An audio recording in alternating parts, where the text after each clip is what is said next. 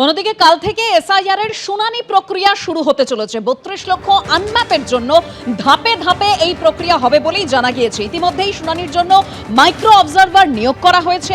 তথ্য যাচাই প্রক্রিয়া নির্বিঘ্নে শেষ করাতে আগেই নির্দেশ দিয়েছে নির্বাচন কমিশন। কাল থেকে এসআইআর এর শুনানি প্রক্রিয়া শুরু হতে চলেছে। ইতিমধ্যেই মাইক্রো অবজারভারও নিয়োগ করা হয়েছে। 32 লক্ষ আনম্যাপের জন্য ধাপে ধাপে এই শুনানি প্রক্রিয়া চলবে। তথ্য যাচাইয়ের জন্য ইতিমধ্যেই নির্দেশ দিয়ে দিয়েছে নির্বাচন কমিশন। অনেকদিন আগে থেকেই নোটিশ পাঠানো শুরু করে দিয়েছিল নির্বাচন কমিশন। এবার আগামীকাল থেকেই শুনানি প্রক্রিয়া শুরু হবে। ধাপে ধাপে এই শুনানি প্রক্রিয়া চলবে বলেই জানাচ্ছে নির্বাচন কমিশন। ইতিমধ্যেই মাইক্রো অবজারভারও নিয়োগ করা হয়ে গিয়েছে তথ্য যাচাইয়ের জন্য, যাতে নির্বিঘ্নে সেটা শেষ করা যায় তার জন্য নির্দেশ দিয়েছে নির্বাচন কমিশন। কমিশন সূত্রে আর কি তথ্য, রুমা পালের থেকে আমরা জানবো। রুমা, দেখো, জানিয়ে রাখি, কাল থেকে শুরু হচ্ছে এই শুনানি পর্ব এবং সেক্ষেত্রে কমিশনের বক্তব্য ছিল যে সমস্ত আনম্যাপড ভোটাররা রয়েছেন, অর্থাৎ যাদের 2002 সালের সাথে যাদের ম্যাপিং হয়নি, মূলত তাদেরই কিন্তু প্রথমে ডাকা হবে। 32 লক্ষ রয়েছে এবং অবশ্যই শুনানি পর্ব শুরু হচ্ছে 27শে ডিসেম্বর থেকে। এবং সবথেকে বড় কথা হচ্ছে, কমিশন এই শুনানি পর্বে মাইক্রো অবজারভারদের নিয়োগ করেছে। এই মাইক্রো অবজারভারদের কাজই হবে সমস্ত তথ্য যাচাই করা। ইআরওরা তো আসলে মাইক্রো অবজারভারদেরও কাজ হবে সমস্ত তথ্য যাচাই করা এবং ভোটারদের তারা যখন আসছেন তাদের সমস্ত তথ্য রাখা।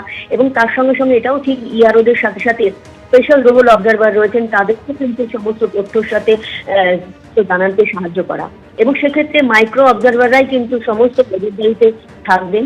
এরকম প্রায় 4,500 মতো মাইক্রো অবজারভার নেওয়া হয়েছে এবং প্রত্যেকটা শুনানির ক্ষেত্রে কিন্তু তারা থাকবেন। এখনো পর্যন্ত যা খবর, প্রতিদিনই প্রায় একটা টেবিলে প্রায় 150 জনের মতো যাতে শুনানি পর্ব শেষ করা যায় সেরকমটাই একটা মিশন নিয়ে যাচ্ছে নির্বাচন কমিশন। তবে এটা ঠিক যে 27শে ডিসেম্বর থেকে শুরু হলে তারপর বোঝা যাবে যে আর কাদের অর্থাৎ ধাপে ধাপে 32 লক্ষ আনম্যাপের জন্য এই শুনানি প্রক্রিয়া চলবে বলেই কমিশন সূত্রে জানা যাচ্ছে। ধন্যবাদ রুমা।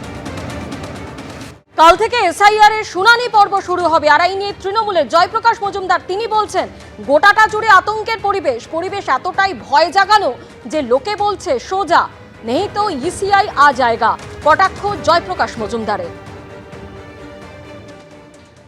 কাদের কখন ডাকবে, কত দূরে ডাকবে, চিঠি পৌঁছবে কিনা, কি ডকুমেন্ট নিয়ে আসবে, সমস্তটাই একটা আতঙ্কের পরিবেশ।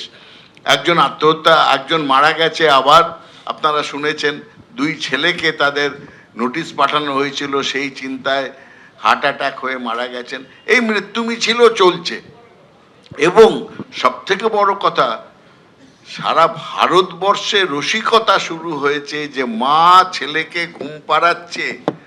সেই যে বিখ্যাত সিনেমার ডায়লগ, সোজা নেই তো গব্বর আ জায়গা, এখন বলছে সোজা নেই তো ইসিআই আ জায়গা, ইলেকশন কমিশন আ জায়গা।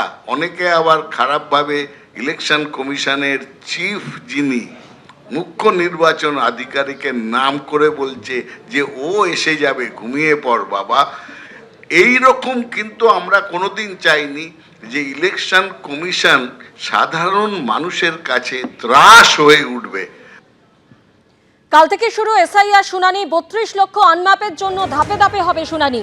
ইতিমধ্যেই শুনানির জন্য মাইক্রো অবজারভার নিয়োগ, তথ্য যাচাই প্রক্রিয়া নির্বিঘ্নে শেষ করাতে আগেই নির্দেশ দিয়েছে নির্বাচন কমিশন। আর এই নিয়ে জয়প্রকাশ মজুমদার তিনি বলছেন, গোটাটা জুড়ে আতঙ্কের পরিবেশ এতটাই ভয় জাগানো যে লোকে বলছে সোজা নেই তো ইসিআই আ জায়গা। কটাক্ষ জয়প্রকাশ মজুমদারের।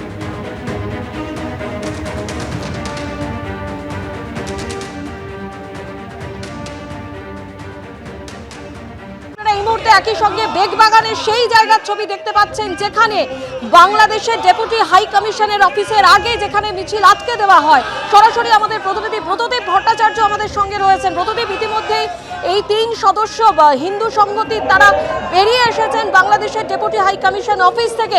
এই মুহূর্তে সেখানে ঠিক কি পরিস্থিতি দেখতে পাচ্ছ?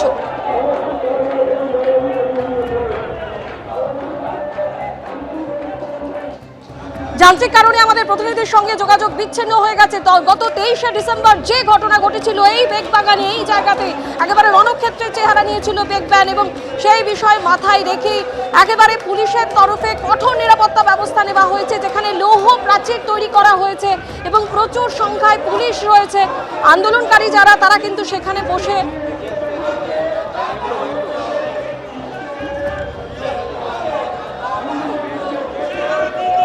পুলিশের সঙ্গে সংঘাতে গেল না, কিন্তু আন্দোলনকারীরা পুলিশের তরফে যে কথা বলা হয়েছিল যে 3 জন প্রতিনিধি বাংলাদেশের ডেপুটি হাই কমিশন অফিসে যেতে পারবে, সেই 3 জন প্রতিনিধিকেই পাঠানো হলো। গত 23শে ডিসেম্বর আমরা যে ছবি দেখেছিলাম বেগবাগানের ঠিক এই জায়গাতেই যখন মিছিল আটকানো হয়, একেবারে রণক্ষেত্রের চেহারা নেয় সেই জায়গা, এবং সেই বিষয় মাথায় রেখেই পুলিশের তরফে আজকে আপনারা দেখেছেন যে যথোপযুক্ত নিরাপত্তা ব্যবস্থা নেওয়া হয়েছিল। এবং তারপরে আমরা দেখলাম হিন্দু সংগতির প্রতিনিধিরা, তারা 3 জন প্রতিনিধি তারা বাংলাদেশের ডেপুটি হাই কমিশনের অফিসে যান এবং তাদের ডেপুটেশন জমা দেন। সরাসরি আমাদের প্রতিনিধি ব্রতদেব ভট্টাচার্য আমাদের সঙ্গে রয়েছেন। ব্রতদেব, আমরা দেখলাম আন্দোলনকারীরা তারা কিন্তু পুলিশের কথা মেনেই 3 জন প্রতিনিধি তারা বাংলাদেশের ডেপুটি হাই কমিশন অফিসে গেলেন, পুলিশের সঙ্গে সংঘাতে গেলেন না তারা।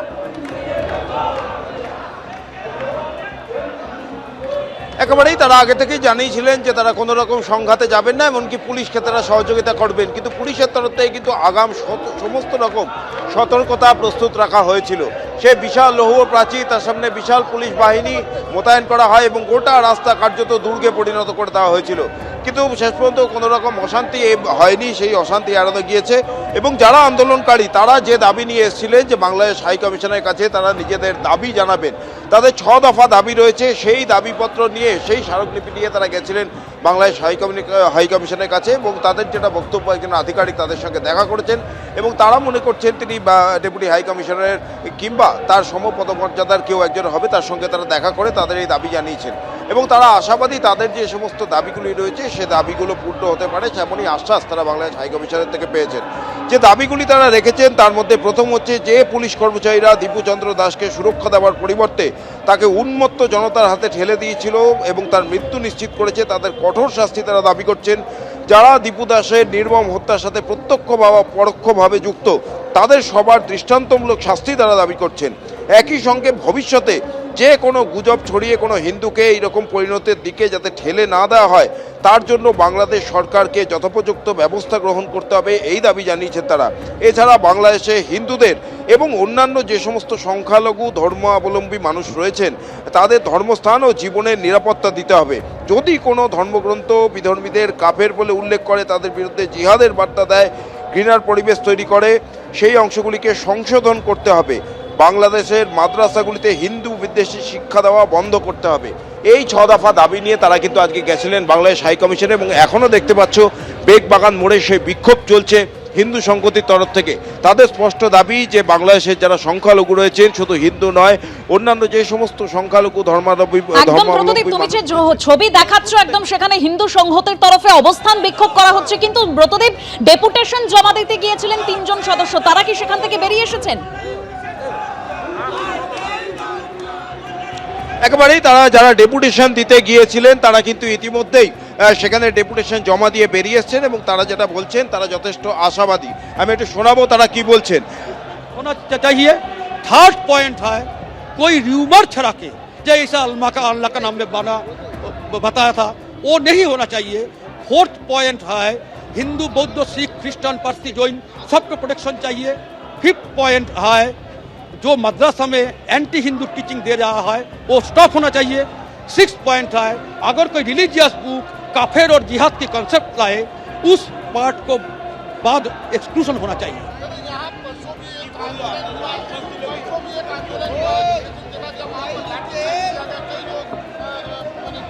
वो दुर्भाग्यजनक विषय, दुर्भाग्यजनक है, ऐसा होना नहीं चाहिए।